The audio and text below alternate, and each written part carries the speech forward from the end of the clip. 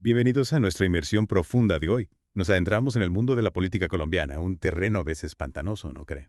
En esta ocasión, analizaremos la reciente controversia que gira en torno a la congresista Catherine Miranda, al ministro del Interior Armando Benedetti, y unas filtraciones de WhatsApp que, bueno, digamos que han causado revuelo. Lo interesante de este caso, y por eso decidimos dedicarle un deep dive, es que nos lleva al corazón del debate sobre la imagen pública versus las acciones privadas en la era digital. Exacto. Y para que ustedes, nuestros oyentes, entiendan el contexto, recordemos que Catherine Miranda es una figura de oposición al gobierno de Gustavo Petro. Benedetti, pues digamos que su nombramiento como ministro del Interior fue bastante polémico, por decirlo suavemente. Su historial, especialmente las acusaciones de violencia contra mujeres, lo convirtieron en un personaje que genera rechazo en ciertos sectores, incluyendo, por supuesto, a muchas mujeres políticas. Y aquí es donde entra la congresista Miranda. Ella, junto a otras colegas, no solo se manifestó públicamente en contra del nombramiento de Benedetti, sino que firmaron una carta comprometiéndose a no tener ninguna comunicación directa con él. Un gesto fuerte, ¿no? Imagínense la repercusión de esa declaración.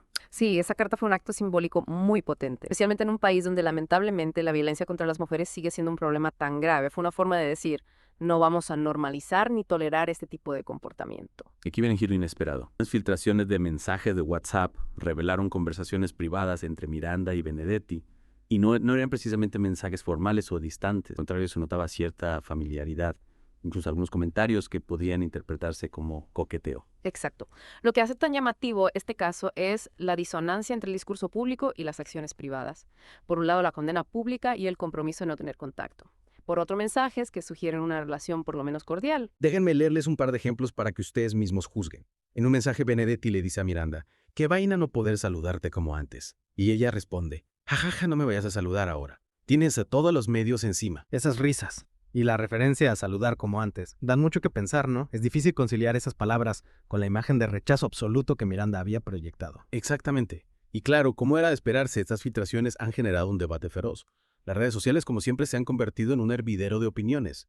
Muchos critican la hipocresía de Miranda, mientras que otros la defienden argumentando que se trata de su vida privada. Lo que es innegable es que este caso nos obliga a reflexionar sobre la complejidad de la política. ¿Hasta qué punto las acciones privadas de un político deberían influir en nuestra percepción de su trabajo público? Y también nos lleva a preguntarnos, ¿qué buscaba realmente Miranda con esa carta? ¿Un acto genuino de protesta o una simple estrategia para proteger su imagen? Esa es la pregunta del millón, ¿verdad? Y la respuesta, como suele ocurrir en política, probablemente se encuentra en algún punto intermedio. Miranda ha intentado justificarse diciendo que conoce a Benedetti desde hace años, que no lo ha saludado en 3 años y que simplemente le estaba informando sobre la carta. Le creemos. Bueno, ahí cada quien tendrá que sacar sus propias conclusiones. Lo que sí es cierto es que esta explicación no ha convencido a muchos, especialmente a aquellos que ya tenían una imagen negativa de Miranda.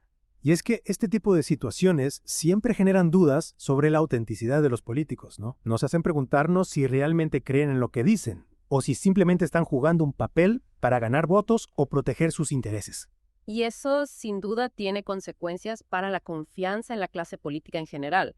Cuando vemos este tipo de contradicciones, es inevitable que nos preguntemos, ¿en quién podemos confiar? Y este caso de Miranda y Benedetti, por más específico que parezca, en realidad nos habla de un problema mucho más amplio. Nos recuerda que en política, como en la vida, las apariencias a veces engañan y que lo que vemos en público no siempre refleja la realidad. Lo interesante de este caso, y por eso decidimos dedicarle un deep dive, es que nos lleva al corazón del debate sobre la imagen pública versus las acciones privadas en la era digital. Es que las redes sociales han cambiado las reglas del juego, ¿no? Ahora todo queda registrado. Y eso obliga a los políticos a ser mucho más cuidadosos con su imagen, tanto en público como en privado. Pero al mismo tiempo, esta hiperconexión también nos da la oportunidad de conocer a los políticos de una forma más completa, de ver más allá de la fachada que presentan en los medios de comunicación. Y eso, en última instancia, nos puede ayudar a tomar decisiones más informadas como ciudadanos. Casos como este nos invitan a ser más críticos, a no dar nada por sentado, a cuestionar las narrativas oficiales y a buscar información por nuestra cuenta. Y para eso, por supuesto, los invitamos a seguir nuestro podcast y a consultar fuentes confiables como Voces de Colombia en YouTube. Allí encontrarán análisis en profundidad sobre la política colombiana y podrán formarse su propia opinión sobre este y otros casos que marcan la actualidad. Y ahora, para cerrar esta primera parte de nuestra inmersión, quiero dejarles una pregunta para que reflexionen. ¿Creen que este tipo de comportamiento, la discrepancia entre lo público y lo privado, es una excepción o la regla en el mundo de la política? Piénselo con detenimiento. Y en la segunda parte de nuestro episodio exploraremos esta pregunta con más profundidad. Y es que este caso, con sus mensajes filtrados y sus contradicciones, nos lleva al centro de un debate fascinante. ¿Deberíamos juzgar a los políticos por sus acciones privadas o solo por su desempeño público? Es una pregunta que cobra aún más relevancia en la era de las redes sociales. Hoy en día la línea entre lo público y lo privado es cada vez más borrosa. Todo queda expuesto, todo se puede convertir en un escándalo. Pensemos en la presión constante a la que están sometidos los políticos. Cada paso que dan, cada palabra que pronuncian, cada like que dan en redes sociales, puede ser analizado, interpretado y utilizado en su contra. Y eso nos lleva a preguntarnos, ¿hasta qué punto esa presión afecta su comportamiento? ¿Los lleva a actuar de forma diferente en público y en privado? Es una pregunta difícil sin una respuesta única, pero lo que sí podemos afirmar es que la tecnología, con sus ventajas y desventajas, ha transformado la relación entre los políticos y la ciudadanía. En el pasado, la vida privada de los políticos era en gran medida un terreno vedado. Pero ahora con las redes sociales y la omnipresencia de los medios de comunicación, todo está a la vista. Y eso, por supuesto, tiene implicaciones para la democracia. Por un lado, nos permite conocer mejor a nuestros representantes, ver si sus acciones se corresponden con sus palabras. Pero también corremos el riesgo de caer en el sensacionalismo, de juzgar a los políticos por errores del pasado o por acciones que, si bien pueden ser cuestionables, no necesariamente afectan su capacidad para desempeñar su cargo. La pregunta clave es, ¿su relación con Benedetti influyó en su decisión de firmar esa carta? ¿O en su postura pública frente a su nombramiento? Es difícil saberlo con certeza, ¿verdad? Pero las filtraciones de WhatsApp al menos siembran la duda. Y esa duda en política puede ser muy dañina. Exactamente. La confianza es fundamental en cualquier sistema democrático. Y cuando esa confianza se erosiona, es difícil recuperarla. Este caso nos recuerda que la política es un juego complejo, lleno de matices, donde no siempre es fácil discernir la verdad. Y en ese juego, la información es poder.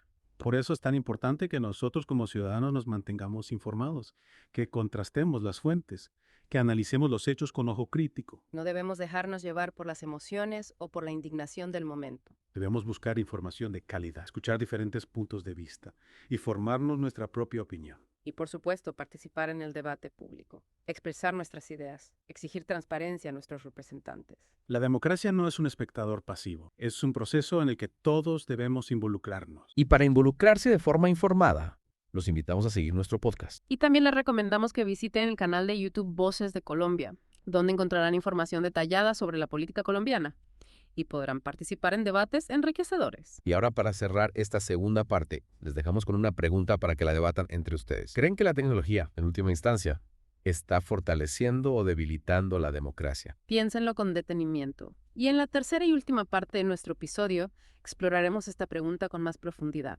Es una pregunta compleja, ¿verdad?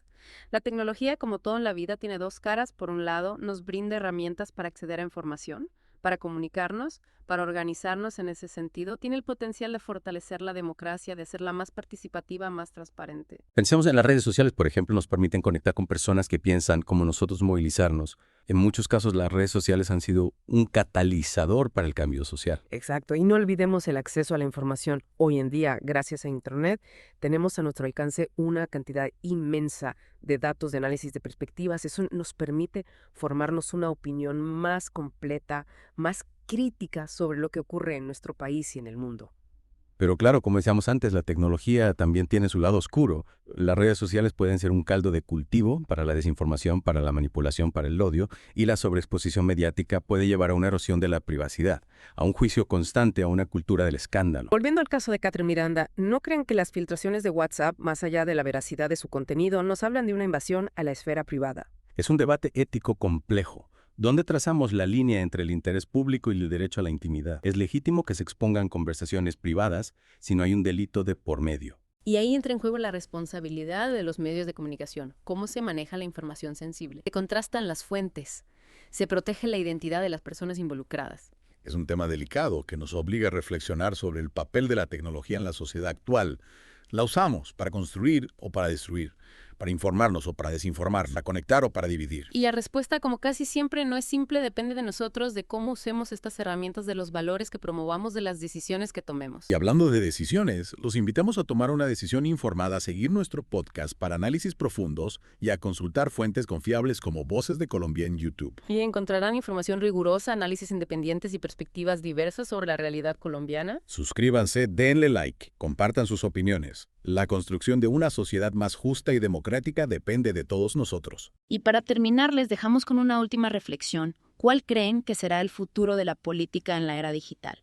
¿Nos espera un escenario de mayor transparencia y participación ciudadana o uno dominado por la manipulación y la desinformación? El futuro está en nuestras manos. Informémonos, debatamos, participemos y construyamos juntos la sociedad que queremos. Gracias por acompañarnos en esta inmersión profunda.